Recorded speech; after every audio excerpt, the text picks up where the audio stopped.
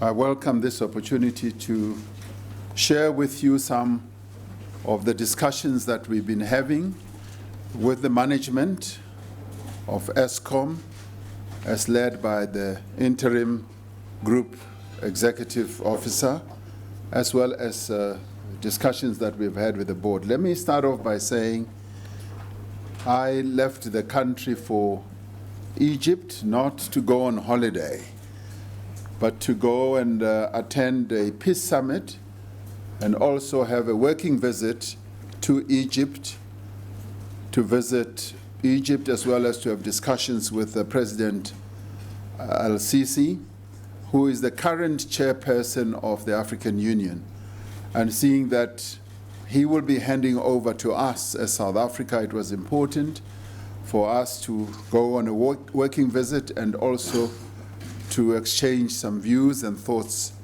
with him.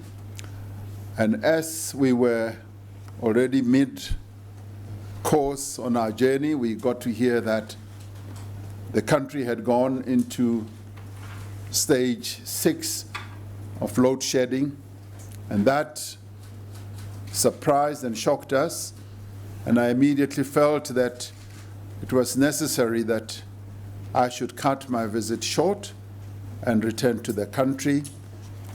Very delighted that the Deputy President and the Minister were on site to deal with the challenge that confronted our country. And the Deputy President made a statement to the effect that we apologize to people of our country for this that has befallen ordinary people as well as commerce and industry. The load shedding that our country has gone through has really touched a raw nerve amongst our people. Electricity is a major key player in the lives and the livelihoods of our people, as well as in commerce and industry. It is a key driver of our economic fortunes, and when this occurred, it was therefore necessary that I should return to come and examine precisely what has happened. This morning we had occasion, the two ministers and the Deputy President and myself, to listen to the management and to the board, and I'll talk about that in a minute. And we heard them explain and give us full explanations of how we got where we are.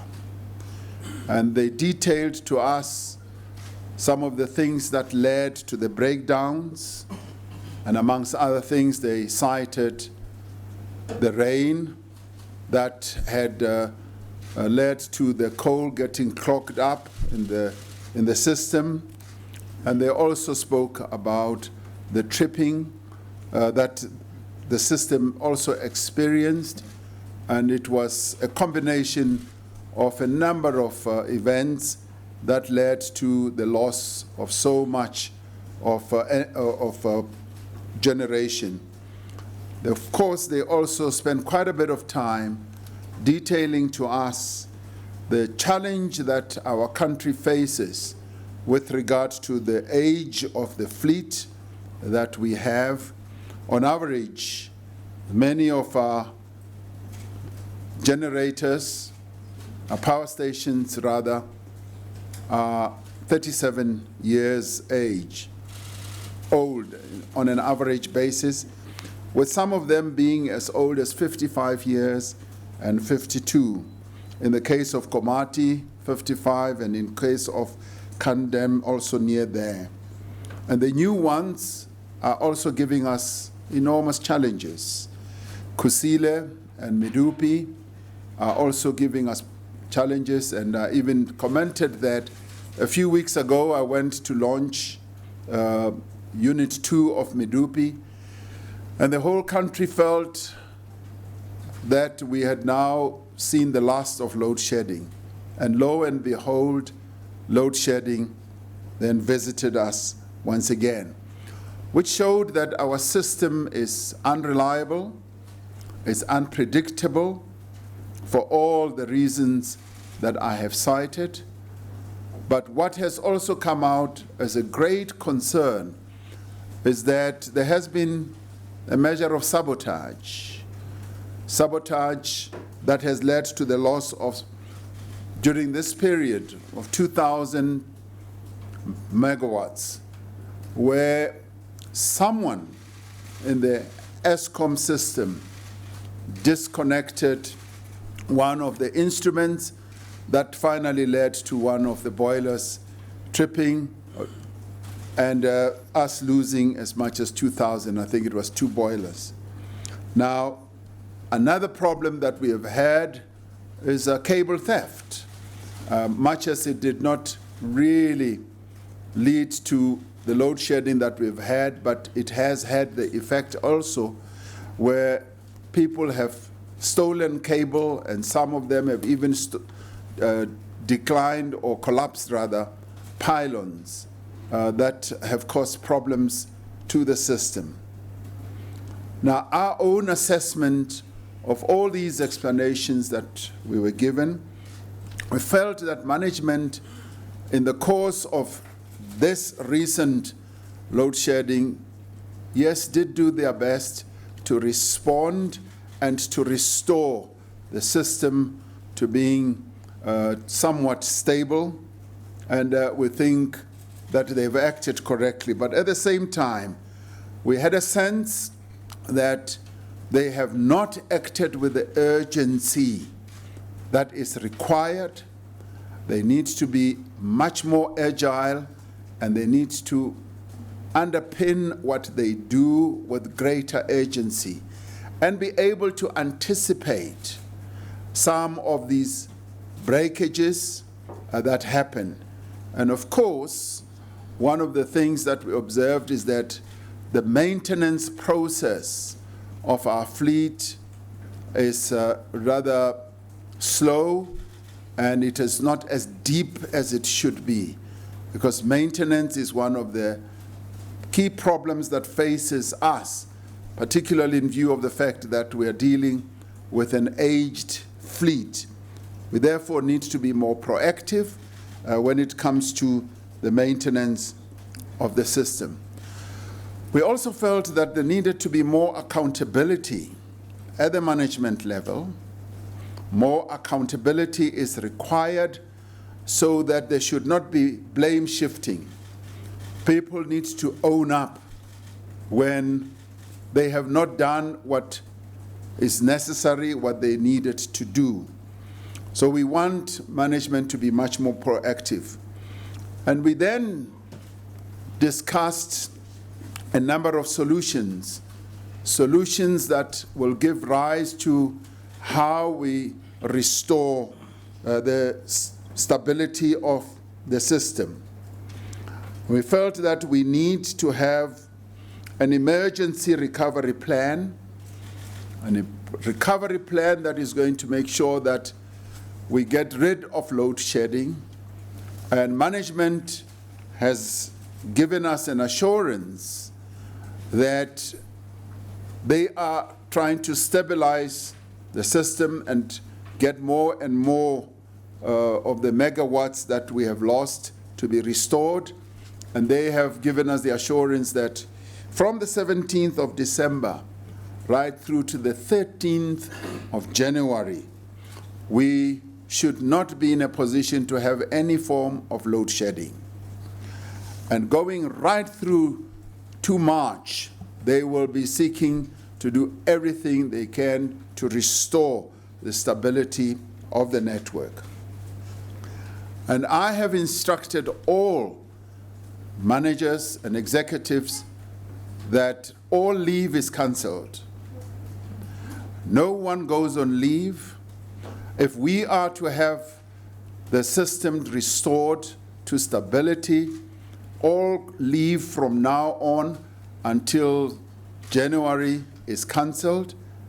All executives must remain in place, and all key managers must remain in place to make sure that we do not have load shedding.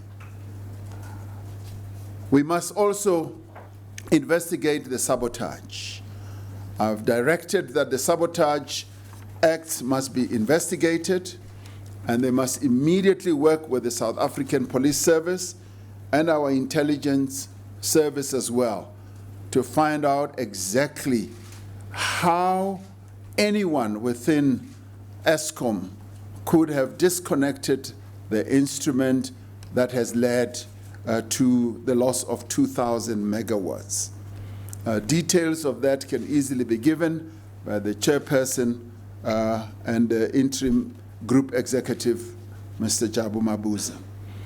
Also said that we want security to be increased with immediate effect so that we have this whole electricity system under constant security surveillance so that no one ever gets an opportunity to embark on acts of sabotage like we have had now. The financial position of Eskom needs to be looked at very, very, very closely, and these are the directives that I have given to the management team. And we have said to the board that we want the board to continue with their work of restoring and strengthening governance within Eskom. They have done a good job in as far as restoring governance, particularly getting rid of the corruption that had prevailed during the period of state capture, and they've now embarked on initiatives to recover some of the money that was stolen, and we've said that they must continue with the governance processes. But we've also said that we want the board to rigorously enforce accountability by all. The executives, the group executives must be accountable, the managers must be accountable, and everyone in Eskom must be accountable. And we want a new culture to be inculcated within Eskom. Some of the proposals that management put forward to us as members of cabinet is that they would like to have increased capacity of about 5,000 megawatts if we are to have the system properly stabilized. This will give them an opportunity to maintain the power stations that need maintenance, and if they can get the capacity to have 5,000 megawatts. And some of the ideas that were put on the table is possibly to have floating generators that can come and provide that. That could be very expensive, but it's something that is going to be examined, to be looked at. They also propose that we should look at self-generation, that self-generation would help to relieve the pressure on the system as a whole. And we have said that we will take this matter to Cabinet on Friday. Minister of Public Enterprises and Minister of Minerals and Energy will be presenting a proposal to Cabinet so that we can deal with this matter. These are requests that are being made by Eskom so that we can help to stabilize the system. The system, yes, is under pressure, but what we have been assured of by the management is that they are going to stabilize the system, embark on this recovery plan, which we've directed them to embark on, and that between the 17th of December, leading into January, and even beyond that, as we are working on all the requests that they've made, we will be able to have no load shedding during that period. Now, we believe that through all this, we will be able, one, to have management being accountable. We expect management to now redouble their efforts to deliver on this. The Minister of Public Enterprises and the Minister of Minerals and Energy are going to be on hand on a continuous basis to manage this process, to ensure that management and the board do keep to the plans that are going to be now unfolded, particularly the emergency recovery plan that management is going to unfold. And we believe that with this, we will be able to assure the people of South Africa that, yes, it will not be a dark Christmas. It will be a Christmas where, as management has promised us, where there will be lights and where we will not be in darkness. Thank you very much.